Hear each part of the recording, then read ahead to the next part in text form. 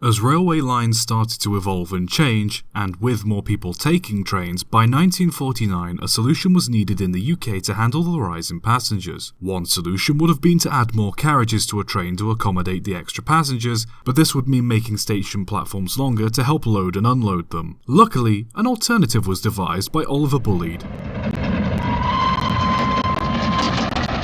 He came up with a double-decker train, similar to ones used in Europe and the US. The big problem faced by Bullied, however, was that the trains couldn't be taller than a standard coach, else it wouldn't fit properly under bridges and through tunnels. The resulting engine was more split-level as opposed to double-decked, but Bullied managed to keep the height of the carriages only a few inches taller than average. Each compartment had seats at average height and a small set of steps leading up to a set of seats that were positioned above the lower ones. While the locomotives worked as intended, only 2 were built. Both were put into service, but after 1 year of assessment, it was found that they weren't optimal to combat overcrowding or help increase a train's passenger capacity. While the trains had a total of 1,100 seats as opposed to the average 800 that most single-decked trains would have, it meant that the trains would have to spend longer at stations while passengers got on and off, as there weren't enough doors to deal with the amount of people on board.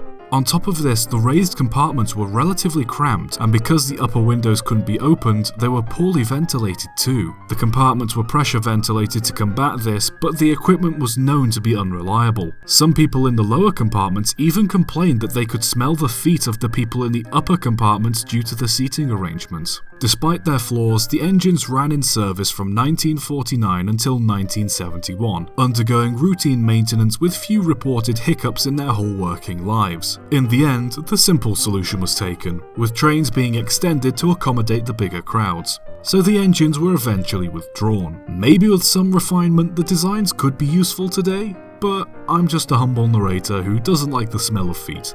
So who knows? Subscribe for more.